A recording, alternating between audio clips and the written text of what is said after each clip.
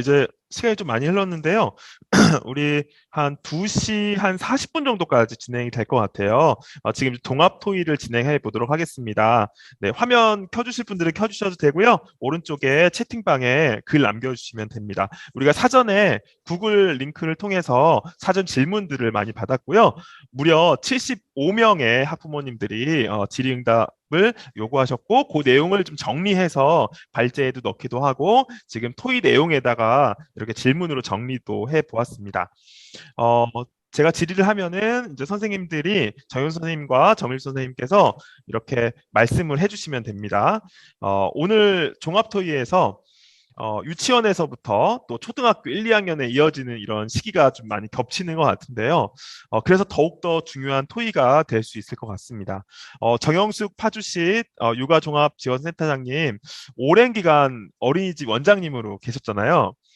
네, 어린이집 운영하면서 유치원 7살 원아들을 만나고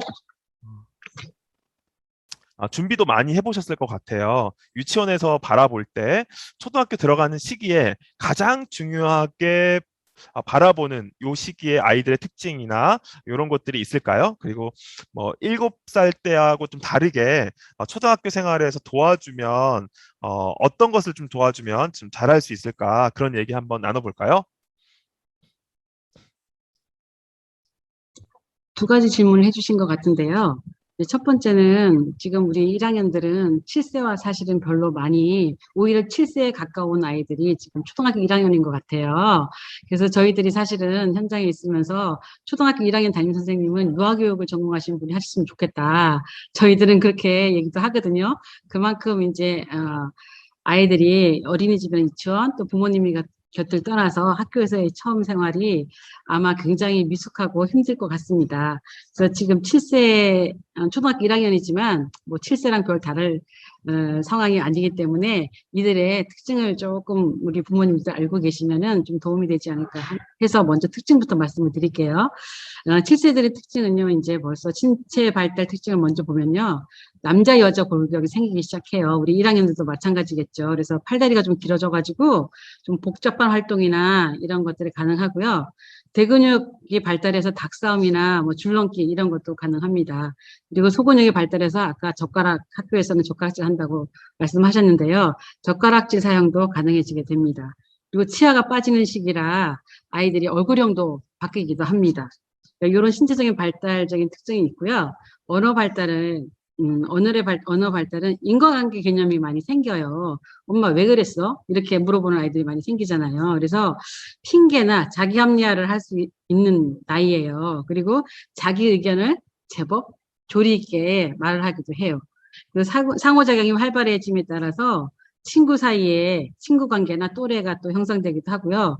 듣고 말하고 공감하게 하는 시기로 감정 표현을 말로 자유롭게 표현하며 교사에게, 선생님에게 정보를 제공해 준다는 뿌듯함을 갖고 또 고자질도 잘하는 시기이기도 합니다. 아까 정일주 선생님께서 말씀해 주셨지만 칭찬에 굉장히 약한 시기예요. 그래서 부모님들께서 우리 친구들 칭찬 굉장히 많이 해줬으면 좋겠는데요. 또 주의할 게 있습니다. 너무 칭찬도 지나치게 해주시면 안 되고요. 말도 안 되는 칭찬은 절대 금물이라는 겁니다. 그리고 학습적인 특징은 이제 아이들이 제법 이제 자리에 오래 앉아 있을 수가 있어요. 그래서 한 30분 정도는 자리에 앉은 채로 활동할 수 있는데요. 쉬운 연산이나 이제 언어 학습이 가능한데, 학습 능력의 개인차가 큰 시기니까 옆에 있는 옆집 아이들이랑 비교하지 마시고 내 아이의 수준에 맞는 맞춤형 학습을 우리 부모님들께서 좀 해주시면 우리 아이가 너무 마음적으로 불편하지 않고 잘 따라갈 수 있을 것 같습니다. 절대 비교하시면 안 됩니다. 네. 참 그다음에 이게 비교가 그쵸. 마음 같지 않을 것 예, 같습니다. 옆집 아빠랑 비교하고 옆집 아이와 비교하고 나는 비교 당하는 거 싫고 그렇죠. 그리고 이제 제일 중요한 거 사실 관계 아까 정일주 선생님도 말씀하셨는데 사회관계 작은 사회관계잖아요. 초등학교 1학년들은 그죠. 그래서 이제 이 사회관계가 가장 많이 발달하고 또 가장 변화가 많은 시기인 것 같기도 해요. 근데 우리 아이들은 아직까지는 자기 중심적이에요.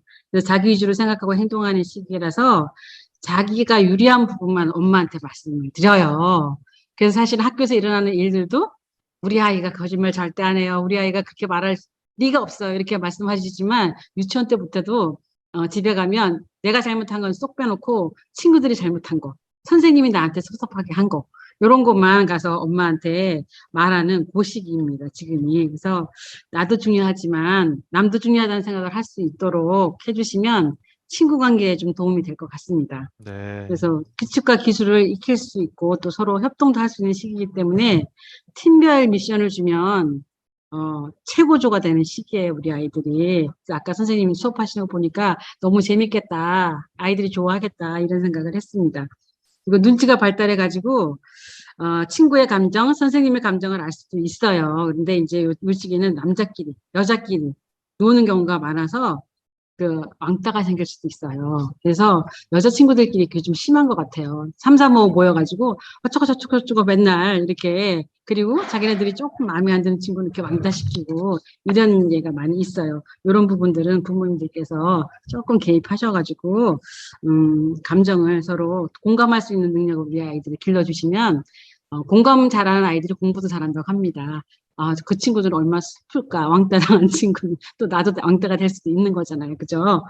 그리고 누구누구랑 결혼할 거야. 이렇게 자기 감정을 솔직하게 표현하는 시기이기도 해서 친구들끼리도 놀림을 놀리기도 하는 시기이기도 합니다. 그래서 7세 때 가장 중요한 것, 지금 7세에서 1학년 올라가면서 가장 중요한 거는 다른 친구들, 다른 사람을 공감할 수 있는 능력을 길러주는 게 굉장히 중요하다고 생각해 봅니다. 우리 부모님들이 조금만 더 도와주시면 우리 친구들이 옆에 있는 친구도 이해하고 우리 선생님의 말씀도 잘 이해하고 이렇게 해서 학교 생활 잘할 수 있을 것 같습니다. 네.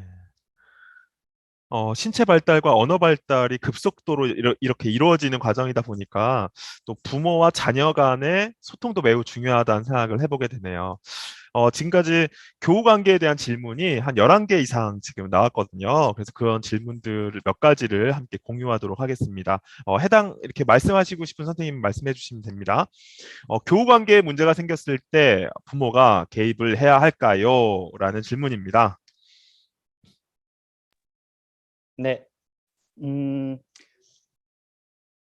개입의 범위나 뭐 다를 수도 있겠지만은 당연히 먼저 해야 될 거는 아이의 마음을 살펴보는 게 중요하겠죠. 교우에 왜 그런 일이 있었는지 좀 부모로서도 조금은 객관적인 시각을 좀 이렇게 보고 우선은 아이의 마음을 먼저 알아주는 게 가장 중요하니까요. 아이의 마음을 봐주고, 그리고 한번 맨 처음에는 어머님들이 좀 이렇게 아이들이 서툴긴 하지만은 이 관계를 맺는 과정에서 분명히 갈등도 있을 수 있어요. 그래서 먼저 아이들에게 마음을 알아주고, 그 다음에 이야기를 들어주고, 그 다음에 이게 조금 문제가 좀 지속이 된다 싶으면은 선생님을 통해서 상담을 네. 진행하시는 게 좋습니다.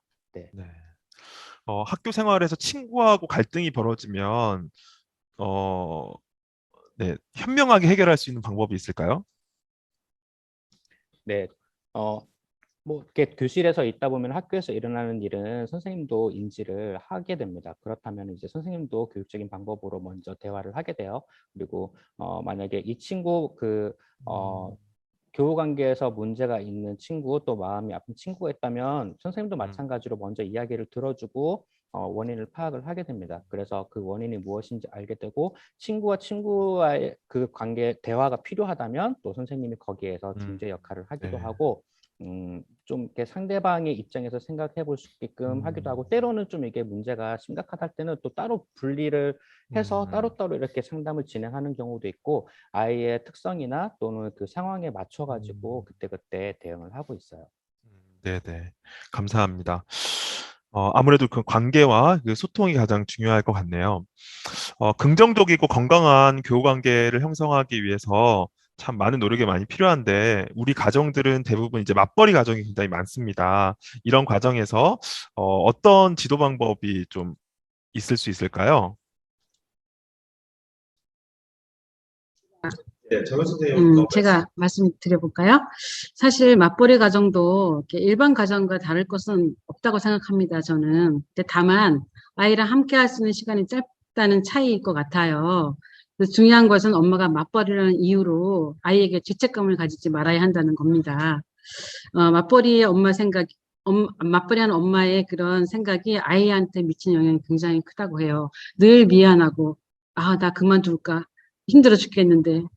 이렇게 얘기하는 엄마랑 당당하게 맞벌이를 하는 엄마의 차이는 굉장히 아이한테 미치는 영향이 다르다고 합니다.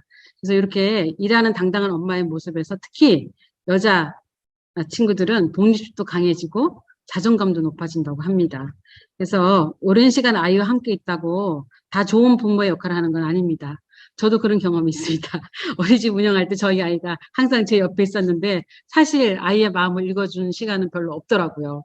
아이가 커서야 저는 그거를 뒤늦게 느꼈어요. 그래서 늘 옆에 내 아이를 두면서 오히려 내 아이를 힘들게 하고 우리 엄마가 아이를 망친다고 하잖아요. 그죠? 그런 오류를 범하기도 합니다. 그래서, 양보다 진로, 우리 맞벌이 부모님들께서는 미안해 하거나 이렇게 하지 마시고, 양보다 진로 승부하시면 될 것 같습니다. 그래서 퇴근 네. 후에, 사실 퇴근하고 난 다음에 내 몸도 피곤하고, 할 일도 많잖아요. 집안일도 많고. 근데 아이한테 올인해서 아이의 눈을 들여다봐주고 아이의 마음을 읽어준다는 게 쉽지는 않을 거예요. 그래서 저는 일하는 엄마를 삼중보다 이렇게 말을 하기도 하거든요. 그렇지만 어쨌든 내 아이를 잘 키우기 위해서 일도 하는 거잖아요. 그렇기 때문에 자녀와 함께하는 시간에 충분히 아이와 하루 일과를 공유해 주시고요. 오늘 무슨 일 있었어? 어떤 친구랑 놀았어? 오늘 점심은 맛있었어? 이런 사소한 것부터 이렇게 얘기를 하면서 긴 시간 아니지만 이렇게 아이와 하루를 정리할 수 있다면 맞벌이이지만 건강하게 아이를 잘 키울 수도 있을 것 같습니다. 네, 고맙습니다. 그 아이들을 이렇게 아이들과 함께 보면서 좀 아이들의 강점을 찾아주는 것들이 또 부모들한테 굉장히 중요할 것 같은데요. 그 강점을 찾아주면서 뭔가 이렇게 좀 더 응원할 수 있는 것도 생길 것 같은데 어떻게 생각하세요? 정윤 선생님? 네, 그 부분도 제가 음, 아까 뭐 애플을 통해서 성향을 알아봤잖아요. 근데 그 사실 성향을 알아보는 게 중요한 게 아닙니다. 그 나와 아이가 다르다는 걸 인식해 주시고, 아, 내 아이가 원하는 게 뭔지, 음, 혹시 내 아이를 내가 원하는 방향으로만 가고 있지 않았나. 그러면 사실은 어머님도 힘들고 아이도 힘들 거거든요.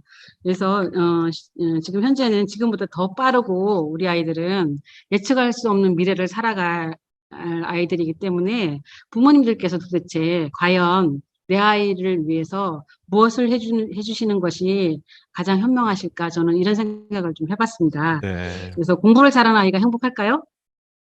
이제 그런 시대는 지났죠. 그죠? 그렇기 음, 때문에 아이가 자신이 좋아하는 게 무엇인지, 무엇을 잘하는지, 무엇 할 때 행복해 하는지를 찾아주는 게 음, 가장 훌륭한 부모가 아닐까 하는 생각을 해봤습니다. 근데 안타깝게도 우리나라 부모님들 중에는 아이의 강점보다는 약점으로 아이를 평가하고 힘들게 합니다. 물론 이렇게 아이를 힘들게 하면 우리 부모님도 사실 힘들고요. 그죠? 그럼 강점을 살리기 위해서는 어떻게 해야 할까요? 한번 생각해 본 적 있으실까요, 우리 어머님들? 그거는 먼저 아까 정일주 선생님도 말씀하셨지만 관찰. 내 아이를 진심으로 한번 바라봐 주는 거, 그게 굉장히 중요할 것 같아요. 그래서 강점을 발견해 주시고, 이 강점을 우리 아이가 지속적으로 재미를 느낄 수 있도록 이렇게 지지해 주고, 또 격려도 해 주시고, 네. 자신감을 가지고 계속 이 재능을 발전시킬 수 있도록, 성장시킬 수 있도록 지원해 주시면 된다고 생각합니다. 네, 그래서 고맙습니다. 부모님이 원하시는 거 말고, 음, 아이가 행복한 길을 열어주셔야 결국 부모님도 음, 함께 행복하실 수 있다는 겁니다. 음, 대학교 가서 굉장히 방황하는 친구들 많습니다. 부모님이 원하시는 전공을 선택해서. 그러면 그때부터는 아이도 힘들고 부모도 힘들거든요. 나중에 힘들지 않기 위해서 지금 조금 힘드십시오. 지금 네. 내 아이 공부 못해도 인정하시고요. 내 아이가 잘하는 걸 찾아주셔서 아이도 부모님도 행복하셨으면 좋겠습니다. 네, 고맙습니다. 어, 입장을 바꿔보고 또 배려하고 협력하고 지도하고 싶지만 또 가정에서는 어떻게 지도해야 될지 참 구체적인 뭔가가 필요할 것 같아요. 이 바른 교우 관계를 형성하기 위해서 우리 가정에서는 어떻게 해야 될까요? 우리 학부모님들은 어떻게 해야 될까요? 누가 말씀을, 네. 부모와 내 자녀의 건강한 행복 비슷한 대답인 것 같은데요. 하루 중에 있었던 일을 먼저 이렇게 일상적인 대화부터 하고 어, 뭐 좀 당연한 이야기긴 하겠지만은 그날 아이들은 또 시시각각 감정이 변하기도 하고 특히 언어나 이런 거에 조그만 것들 이 예민할 시기이기도 하고 좀 민감한 시기이기도 해요. 그래서 이거는 뭐 저도 똑같아요. 우리가 부모님이 이제 대화를 할 때 아이에게 대화를 할 때 조금 뭐라 그럴까 이거 해 이렇게 하는 것보다는 조금 더 따뜻한 말 이렇게 좀 긍정적인 말 그리고 아이들에게 들어주고 음, 별다른 게 없는 것 같아. 이거부터 대화를 좀 많이 할 수 있게끔 그리고 어, 되게 바쁘고 하긴 하지만은 우리가 저녁 식사를 통해서 항상 밥을 먹으면서 하는 대화도 되게 중요하거든요. 그래서 그런 시간을 최대한 많이 가지는 것이 올바른 관계를 맺는데 특히 또 어머님들이 좀 조바심을 내지 않았으면 좋겠어요. 우리 아이들이 이제 성장을 하는 단계이기 때문에 조금만 믿어주고 조금만 이렇게 기다려주는 마음이 있다면 조급해하지 않고 아이들은 분명히 성장하니까 그런 마음이 좀 필요한 것 같습니다. 네, 조바심을 내지 않는 게 되게 중요한 것 같습니다. 네, 저도 첫째가 있지만 첫째를 키울 때는 참 조바심이 많았던 것 같아요. 근데 둘째가 되니까 마음이 넉넉해지는 것 같습니다. 예, 그런 부분이 있더라고요. 저도 좀 어, 추가로 말씀드려도 될까요? 네, 원만한 교우 관계를 위해서 부모님들이 어떤 역할을 해주시면 좋을까 이런 생각을 한번 해보고 지나갔으면 좋겠다는 생각을 했습니다. 그래서 제일 중요한 건 저는 가정은 내가 편히 쉴 수 있는 휴식처고 아이들이 생각할 때 엄마 아빠는 내 편이고 무슨 얘기든 잘 들어준다는 믿음을 주는 게 가장 중요할 것 같아요. 누구랑 친한지 친구 얘기를 물어봐주고 또 공감해주고 아 그랬구나 너는 그게 힘들었네 이렇게 인정해주시고 존중해주시면 친구 관계 형성에 간접적으로 도움이 많이 될 것 네, 같아요. 그리고 친구 관계 어려움이 있을 때 부모님께 아이가 말할 수 있는 부모님의 관계가 굉장히 부모님과의 관계가 이미 가정에서 이루어져야 된다고 생각합니다.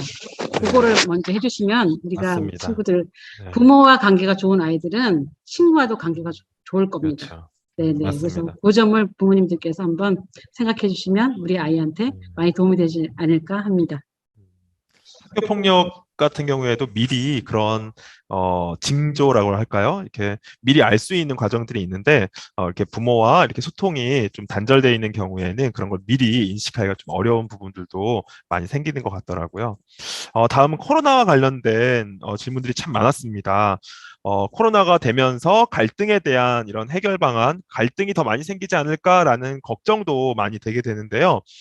코로나19 상황에서 교실 상황이 좀 많이 달라졌을 것 같아요. 아까 우리 정일주 선생님 그 수업 내용도 이렇게 보여주시면서 거리 두기도 하면서 뭔가 진행을 하고 있긴 하지만 이 코로나19로 인해서 교실의 상황이 전후가 좀 어떻게 많이 달라졌는지 또 어떻게 좀 바라보고 계시는지 한번 말씀 부탁드릴까요?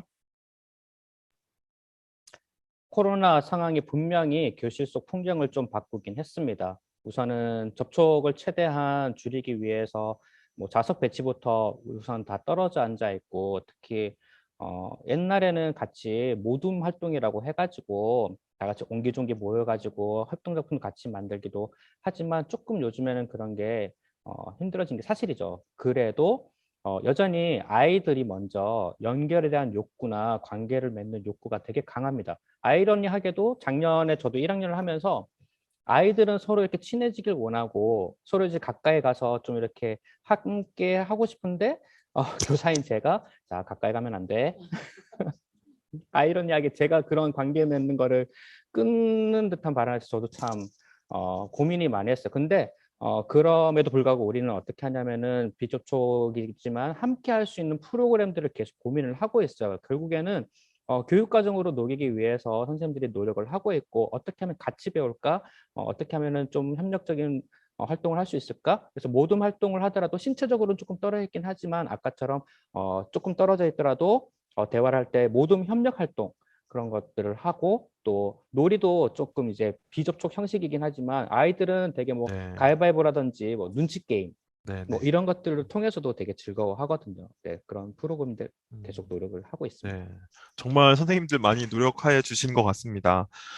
코로나19 상황에서 친구들과의 이런 공통 관심사를 많이 만들고 싶어 하는 부분도 많을 것 같아요. 그러다 보니까 부모님이 스마트폰에 대해 생각을 많이 하시는 것 같아요. 친구는 있는데 우리 애는 없다 또는 스마트폰을 통해 서로 또 공유할 수도 있으니까 네, 그런 부분에 대해서는 좀 어떻게 생각하십니까? 네. 어머님들이 아마 가정에서 이제 뭐 미리 학습을 한다던가 할 때 온라인 학습으로 이제 스마트 패드나 이런 것들을 교육적인 용도로 활용하시는 학부모님도 많으실 거예요. 그래서 뭐 스마트폰이 있는 학생들도 있고 없는 학생도 있지만 저는 개인적으로 필요 없다고 생각합니다. 그 스마트폰 자체는. 학교 올 때는 우선 스마트폰을 거의 사용을 하지 않고요. 그리고 어, 활용하는 1학년들이 활용하는 용도는 보통 이제 온라인 학습, 가정에서 학습하는 그 정도이고 소통은 사실 SNS는 고학년들이 많이 활용을 하고 있죠. 그래서 그런 이제 뭐 다시 학교 폭력 얘기를 조금 하자면 학교 폭력 유형 중에서 대부분의 가장 많이 빈도를 차지하는 게 중등에서 많이 차지를 하고 있고 초등에서도 있지만 초등에서 이제 코로나19로 많이 발생을 하는 게 결국 언어 폭력입니다. 이 언어 폭력이 어디서 가장 많이 생기냐면 SNS를 통해서 특히 단톡방, 카톡인데 아직 1학년은 그걸 사용하지 않죠. 아, 왜냐면 직접 만나서 얘기를 하니까 너무 다행이네요. 굳이 필요하지 네. 않지만 근데 이미 스마트폰이 있다. 그 여기 채팅창에도 말씀을 해주셨는데 어, 음, 7세 이상 권장은 괜찮은데 컨텐츠 특히 12세 음, 이상의 컨텐츠는 최대한 노출하지 않는 것이 좋고요. 학교에서도 예를 들어서 여기 오징어 게임처럼 이런 얘기를 하면 그거는 음, 좋지 않은 내용에 대해서는 조금 단호하게 좀 얘기를 하고 교육을 하고 있어요. 그래서 음, 아이들이 그리고 스마트폰 같은 경우는 가정에서 마찬가지고 학교에서도 마찬가지고 규칙을 정해두는 게 좋습니다. 음, 규칙은 아이들도 납득할 만한 규칙을 뭐 몇 시부터 몇 시까지는 해도 돼라고 얘기를 한다면 규칙은 함께 정한 거기 때문에 제일 중요한 건 규칙을 음, 만들어진 규칙은 일관되게 지키는 게 중요해요. 음, 그래서 그런 일관성이 있으면 아이들은 음, 이때는 하면 안 되는구나 네, 이렇게 알게 그렇죠. 되니까요. 네, 네. 가정에서도 규칙을 만들고 또 학교에서도 규칙을 만드니까 그 규칙을 잘 지키는 것이 네, 또 민주시민 의식, 또 민주시민 교육이기도 할 것 같습니다. 어, 이제 코로나 상황 때문에 이제 친구 집에 가는 것도 좀 어려운 부분들이 생기나 봐요. 질문에 나온 것은 이제 내성적인 아이인데요. 그러니까 우리 아이가 내성적이라고 하는 거죠. 근데 이거조차도 이제 좀 어렵다는 겁니다. 이제 코로나19 상황에서 아이들이 집으로 초대해서 친해지기 어려운 상황이 만들어지고 있다. 그래서 학교에서 아이들이 친해질 수 있는 상황이 만들어지기 어렵다고들 하는데 학부모님들은 이런 것이 좀 걱정인 것 같아요. 라는 내용이거든요. 음, 어찌 해야 될까요? 정일주 선생님?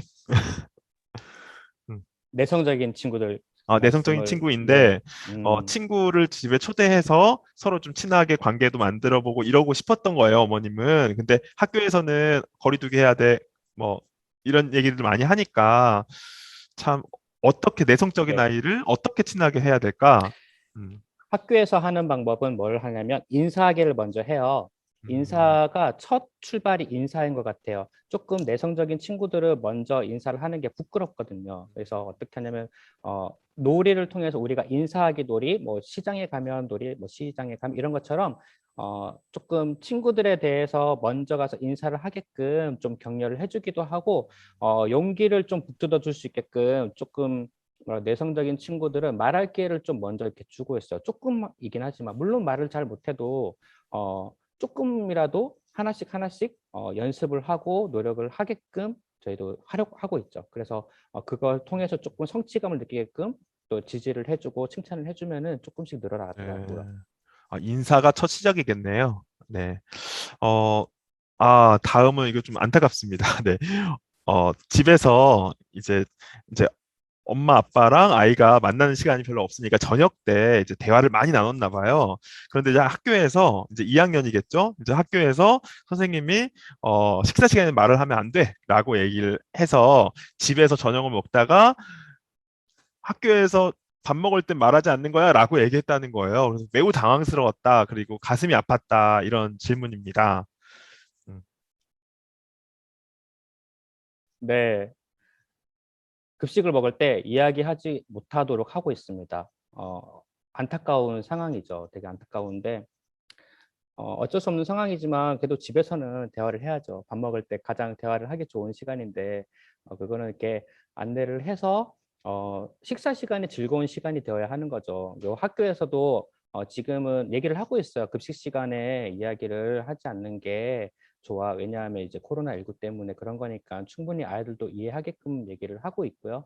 뭐 집에서는 당연히 대화를 많이 하면 좋겠습니다. 네. 그러니까 코로나19 상황에 대한 그런 인식을 함께 나누는 것이 가장 중요할 것 같고, 약간 이렇게, 그러니까 너무 잘 따른 학생이었던 거죠. 규칙을 너무 잘 따르다 보니까 이제 그런 안타까운 상황도 만들어지는 것 같습니다.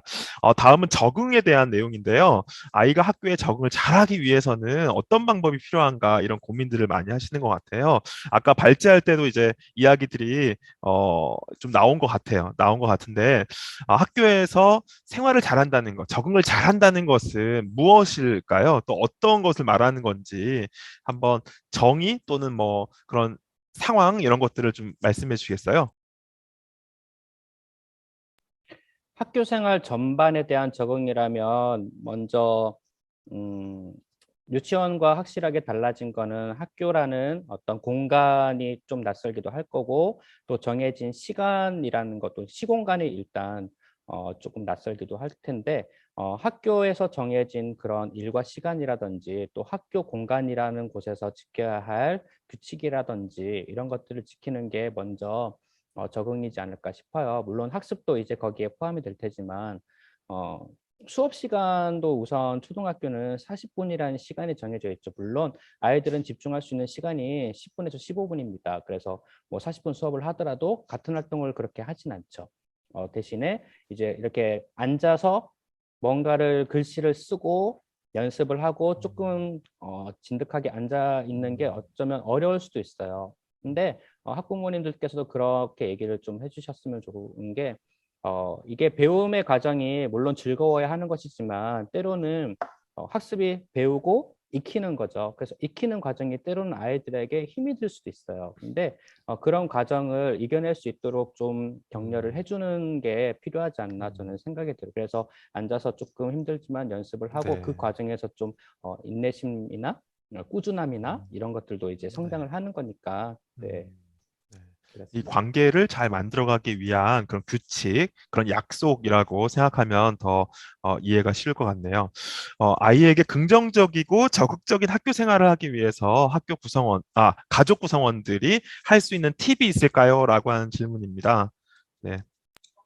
네, 그 질문에 대해서는 제가 답을 좀 하도록 하겠습니다. 그 아이가 학교 생활을 긍정적으로 잘한다는 건 어떤 걸까요? 네, 부모님들께서 이렇게 오픈 수업 할 때 학교 가면 가장 좋은 게 뭐세요? 내 아이가 손들고 발표 잘하는 모습이죠. 그럼 그냥 되게 뿌듯해요. 그죠? 그래서 여러 가지가 포함된 것 같아요. 그러니까 친구 관계도 그렇고 선생님께도 그렇고 이렇게 적극적인 생활을 잘하기 위해서는 내 생각을 아이가 잘 표현할 수 있어야 된다는 생각을 해봤습니다. 그래서 저는 이제 이 방법을 하나 소개를 해드리려고 해요. 그 집에서 일주일에 한 번이면 매일이면 좋겠지만 그건 어려울 것 같고요. 일주일에 한 번이나 안 되면 한 달에 한 번만이라도 가족들끼리 그 토킹 스틱 하는 방법을 제가 한번 안내를 해드리고 싶어요. 이게 토킹 스틱이라는 게 뭐냐면 아메리카 원주민들이 발표를 할 때 그 사람이 그 토킹 스틱을 갖고 있는 사람이 말할 때까지 기다려준다고 해요. 치고 들어오지 않고. 우리 집에서 제일 말 끊고 치고 들어오는 사람 누굴까요? 어머니시죠. 아이가 뭐 좀 말하려고 그러면 그게 아니고 이렇게 치고 들어오시잖아요. 그죠? 그래서 이 마이크를 아이랑 하나 만드셔도 좋고요. 아니면은 요즘 잘 나와 있는 마이크 좋은 거 되게 많더라고요. 그걸 하나 구입하셔가지고 그거를 토킹 스틱 대용으로 그 마이크를 갖고 있는 사람이 말 다 할 때까지 기다려주는 거예요. 다 들어주고. 사실 아빠들도 직장에서 말씀을 안 하셔도 스트레스 받고 하고 싶은 얘기 되게 많으실 거예요. 근데 그게 해소가 안 되기 때문에 집에 와서 짜증내시고 화내시는 거예요. 그래서 이 가족끼리 이렇게 일주일에 한 번씩이라도 이렇게 모여가지고 자기가 하고 싶은 네, 얘기, 네, 네, 자기 마음속에 있는 얘기, 자기 힘든 얘기 네. 이런 얘기들을 할 수 있게끔 시간을 주시면 어떨까 해요. 그래서 이렇게 소통할 수 있는 시간을 길러주시면 음, 아이들의 말하는 능력이 어떻게 될까요? 점점 성장하겠죠. 사실 어찌 보면 뉴스 앵커가 될 수도 있어요. 이게 잘 되면. 그리고 내 생각을 조리 있게 말할 수 있기 때문에 친구들과의 마찰도 네. 해소된다고 생각합니다. 그래서 이 방법을 한번 추천해 드립니다. 네, 너무 좋네요. 네. 소통은 또 기다림이기도 한 것 같습니다. 네. 어, 네, 이런 소통과 관련된 또 질문인 것 같아요. 부드럽게 또 단호하게 거절하는 팁 알려주세요. 네, 친구들 간에 거절을 잘 못하는 경우라면 어떻게 해야 될까요? 이런 질문입니다. 네. 음, 네. 대화법에서 아까 그 나 전달법이라고 음, 얘기를 한번 말씀을 드렸는데요. 어, 그 일정한 기준이 있어야 될 것 같아요. 아이도 마찬가지고 네네. 함께 규칙을 만드는 게 중요하겠죠. 학급에서도 이제 규칙을 그렇죠. 정해졌으면은 어느 선까지, 그러니까 친구와 대화에도 마찬가지예요. 아이가 어느 정도까지는 기준을 가지고 있어야 되고 그 규칙은 친구랑도 같이 만드는 것도 좋고요. 그래서 그 규칙을 일정하게 좀 음, 넘어가면 이거는 안 돼라고 얘기를 하는 제일 많이 학급에서 일어나는 경우는 그런 거예요. 예를 들어서 뭐 이렇게 지우개가 있다. 요즘에 코로나 때문에 이렇게 뭐 빌려주곤 하지 음, 않지만 지우개를 이 친구에게는 빌려줬어요. 음, 근데 이제 이 친구에게는 안 음. 빌려주면 이제 빌려주기 싫은 거죠. 그런 경우가 있잖아요. 같은 상황이어도 그럴 수 있죠. 대하는 대상에 따라서 달라지는데 음, 조금 어, 그 친구 상대방이 받아들일 수 있을 만한 납득할 수 있는 거는 음, 나만의 기준이 있고 그 음. 기준은 서로가 같이 알고 공유를 하는 과정이 있어야 되는 거죠. 그래서 규칙 네. 세우기도 하고 친구들과 약속 정하기도 하고 그런 음. 활동들을 하고 있어요. 그렇게 해가지고 잘 이렇게 적응이 잘 되었지만, 그래도 학교를 또 가기 싫어하는 아이들이 생길 수도 있을 것 같습니다. 참 대박이죠? 학교 가기 싫어요라고 아이가 얘기하면, 그때 뭐 선생님도 또 아이도 당황스러울 것 같긴 한데, 다 이유가 있긴 있을 것 같긴 해요. 네, 선생님 어떻게 생각하세요? 학기 초에 네. 가장 많이 그 학교 가기 싫은 이유는 좀 제일 많이 있는 게 분리불안이에요. 음, 엄마와 아빠 이렇게 가족에서 이때까지 다 같이 공유하던 것들이 왠지 학교에 가면 나 혼자 좀 떨어져 있을 그런 분리 불안 또는 이제 음, 불안감 이런 것들이 많기 때문에 학교 가기 싫어하고 그렇죠. 음. 그래서 맨날은 좀 그렇지만 학기 초에 교문 앞에서 이렇게 좀 우는 아이들이 있어요. 왜냐면 이제 엄마랑 아, 헤어지기 그렇군요. 싫다고. 네, 교실에 와서도 우는 아이들이 있어. 왜 울어? 하면 엄마 보고 싶어서요. 이렇게 얘기를 하는 음, 아이들이 있는데 우선 엄마가 이렇게 아이에게 학교는 즐거운 곳이야. 재밌는 곳이고 선생님이 재밌는 활동들을 많이 해주실 거야라고 좀 긍정적으로 말씀을 네. 해주시고 조금씩 연습이 필요해요. 그러니까 완전히 뭐 이렇게 뭐 헤어짐의 연습이라는 게 아니라 조금 음, 아이가 조금씩 스스로 할 수 음. 있게끔 뭐가 됐든지 조금은 네네. 가방 챙기기부터 이제 등하굣길은 이제 당연히 이제 같이 가는 길이긴 한데 그쪽도 이제 등하굣길도 같이 걸어가면서 음, 이젠 여기도 너 혼자 이렇게 스스로 할 수 있겠어? 음, 조금 물어봐서 이제 스스로 조금 해볼 수 있도록 만들어주는 거. 네. 네, 그렇게. 갈등에 대한 이야기로 이렇게 자연스럽게 좀 넘어갔으면 좋겠는데요. 갈등에 대한 질문들이 굉장히 많았어요. 예를 들어 이제 학생이 누가 싫어요. 난 누가 싫어요. 그래서 싫다. 학교 가는 게 또는 나는 선생님이 싫다. 라고 얘기하는 경우도 있을 수 있는데 이럴 때는 정말 좀 선생님 입장에서 좀 난감할 것 같기도 합니다. 어떠세요, 선생님? 네. 음, 그래서 음, 왜 그런지 분명히 음, 원인을 파악을 해야 되고요. 또, 뭐 학교에 음, 가기 싫은 이유가 친구 관계 때문인 건지, 아니면은 선생님이 정말 싫어서인지, 그렇다면 선생님 입장에서는 음, 물어볼 수밖에 없을 것 같아요. 음, 어떤 게 좀, 어, 서운하게 했거나 어떻게 상처를 줬는지 선생님도 이제 모르는 경우도 있으니까 결국에는 대화, 네, 관심과 음, 대화. 부모님도 관심과 대화. 그 부모님도 이렇게 맞습니다. 물어볼 수가 있겠죠. 학교에 가기 왜 싫을까? 그러면은 어떻게 했으면 좋을까? 얘기를 하고 또 음, 학부모님도 선생님과 전화 통화나 소통을 해야겠죠. 그래서 음, 네. 우리 아이가 지금 이 상황입니다. 어떻게 하면 좋을까요? 그럼 이제 음, 선생님들도 거기에 상황에 맞춰서 대처를 다 하실 거라고 네. 생각합니다. 우리 1차 콘서트에서도 얘기가 나왔던 거지만 부모와 교사가 원팀을 꾸려가지고 우리 아이가 학교에 잘 적응할 수 있도록 함께 협력해 나가는 그런 과정이 매우 중요하게 생각이 됩니다. 부모와 또 아이의 또 그런 어, 차이, 갈등 이런 것도 생겨날 수 있을 것 같은데요. 이런 상황에서 사실 선생님이 많이 도와주시는 것도 필요할 것 같기도 해요. 네. 어, 어떤 분이 말씀해 주실까요? 네. 부모님과의 갈등을 네네. 말씀하시나요? 제가 오늘 그 F를 했던 이유인 것 같아요. 부모님과의 갈등, 아이랑 성향이 다를 경우 사실은 부모님이 아이가 싫어서 미워서 또 아이도 엄마가 싫어서 이렇게 갈등을 일으키지는 않을 것 같아요.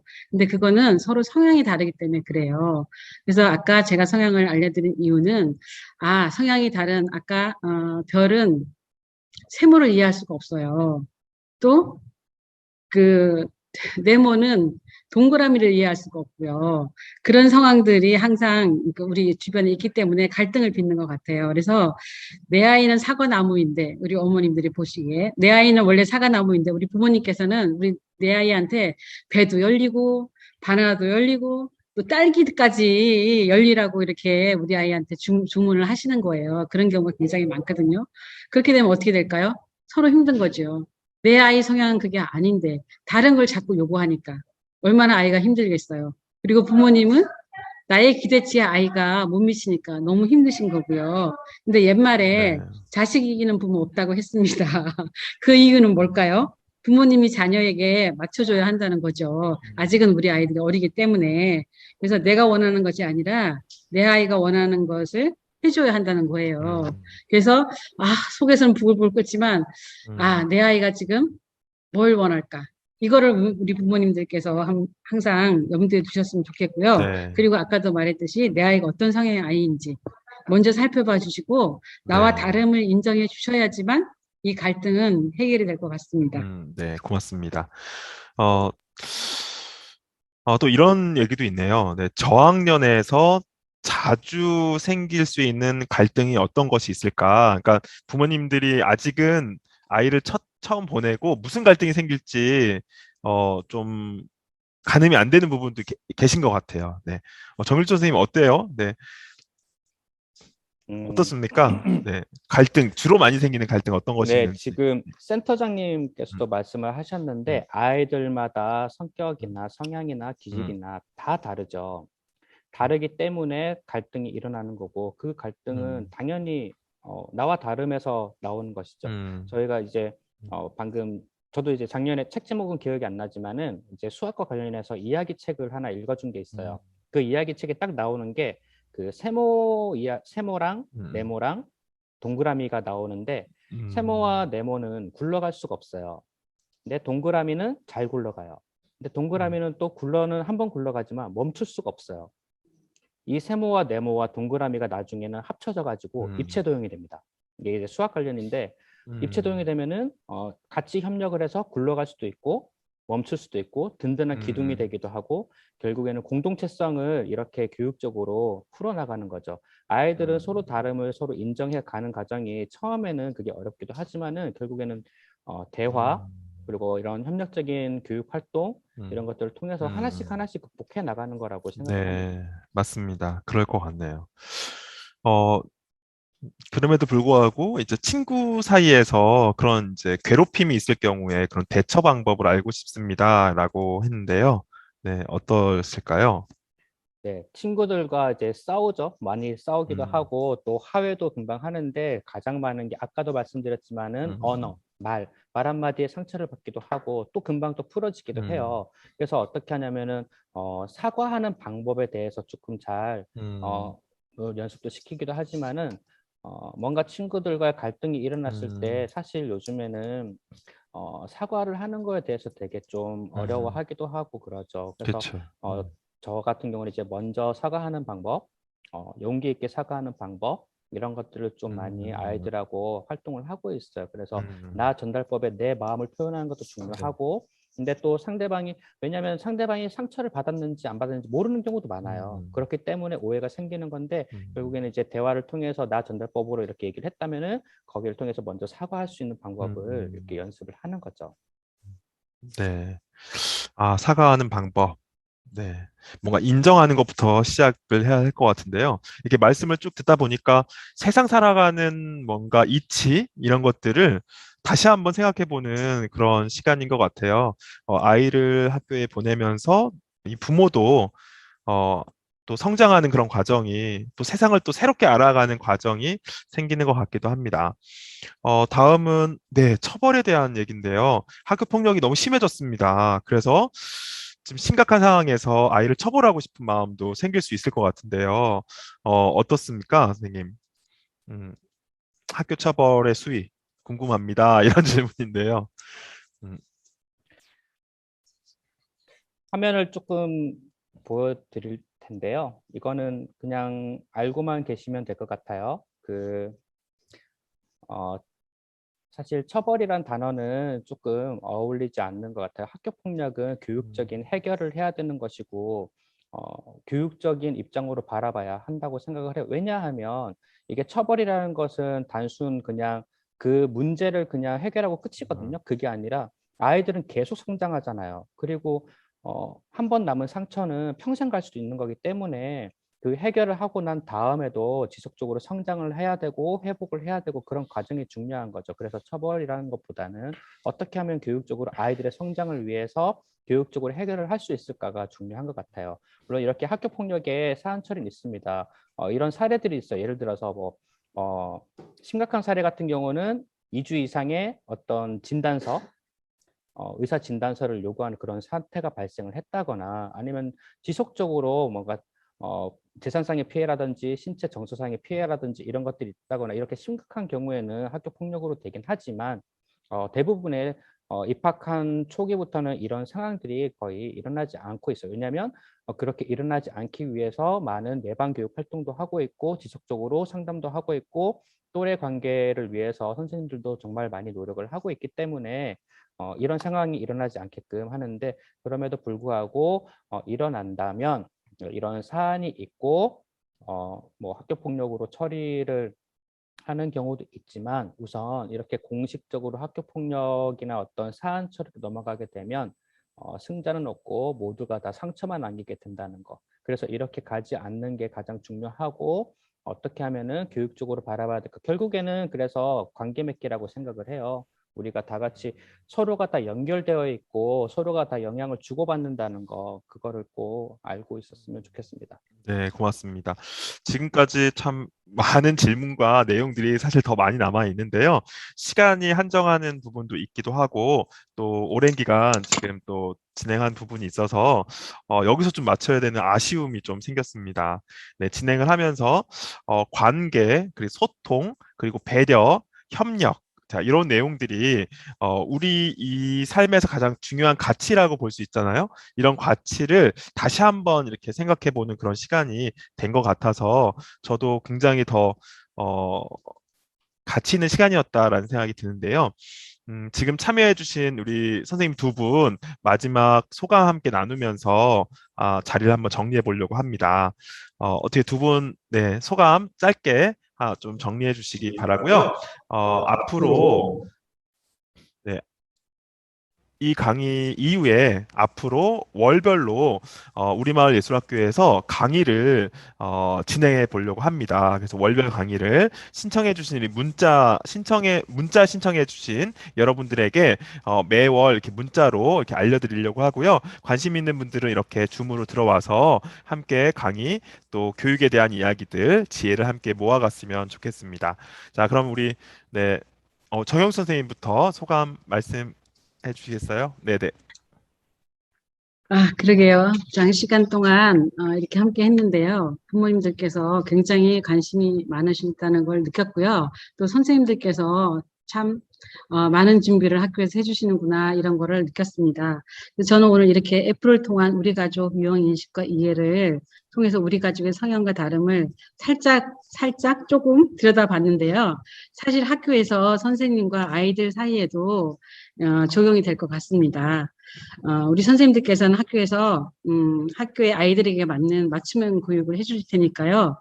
부모님들께서도 내 아이에게 학교에 대한 담임 선생님에 대한 긍정적인 안내와 피드백을 해주시면 내 아이가 행복한 초등학교 1년을 잘 보내지 않을까 합니다.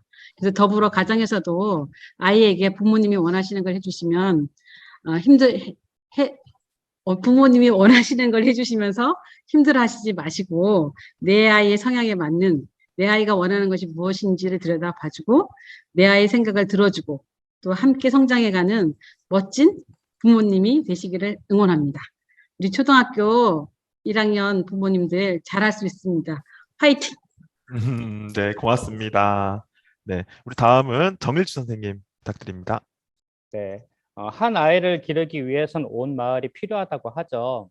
물론 교사로서 당연하게 학생들을 교육하는 게 책무이면서도 책임감을 느끼고 있지만은 우리가 학부모님과 또 저 이렇게 교사 우리 모두는 한 곳을 같이 바라보는 동반자라고 생각을 합니다. 그래서 언제나 조금 좀 바라는 게 있다면 학부모님도 이렇게 교사를 좀 지지를 해주시고 믿어주시고 좀 기다려주고 신뢰할 수 있는 그런 문화가 되었으면 좋겠습니다. 그리고 지난 일주일 동안도 고생하셨지만 언제나 선생님들도 언제든지 이렇게 학부모님들을 응원하고 또 우리 아이들을 위해서 늘 노력하고 있으니까 네, 믿어주셨으면 좋겠습니다. 네, 고맙습니다. 아이들은 성장합니다. 그리고 오늘도 함께 나누었지만 부모님들도 그만큼 함께 성장해야 되는 것을 우리가 알 수 있었던 것 같습니다. 자녀의 교육을 위해서 우리도 함께 성장했으면 하는 바람을 해보고요. 우리 마을 예술학교에서는 학부모 교육 공동체로 매월 공부하면서 아이와 함께 성장하는 그런 모두가 빛나는 학교를 운영을 하고 있습니다. 1, 2학년은 수요일, 그리고 3학년부터 5학년은 금요일 텃밭과 마을에서 삶을 배우고 있습니다. 그래서 신청을 원하시는 분들은 공지나간 문자로 문의를 주시면 될 것 같습니다. 우리 1차 콘서트 또 2차 콘서트까지 함께 진행해 보았는데요. 네, 75명의 학부모님들이 의견을 주셨고 그 내용으로 함께 진행을 했습니다. 그래서 영상은 이렇게 링크로 함께 또 공유해 보도록 하고요. 지금까지 네, 이 행사는 네, 파주교육지원청과 또 우리마을예술학교가 같이 공동으로 주최를 진행을 했습니다.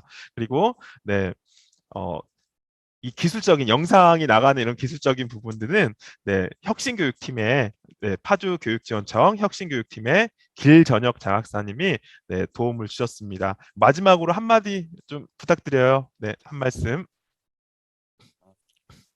네, 저한테 또 발언권을 주셔서 감사드리고요. 토요일 오후에 이렇게 자리하고 있다는 것만으로도 우리 학부모님들이 너무 대단하시고, 그리고 자녀분들이 성장이 분명히 잘 될 거라고 저는 생각을 합니다. 네, 저희 사실 좀 기대를 더 많이 했습니다. 더 많은 분들이 올 거라고 생각을 했는데요.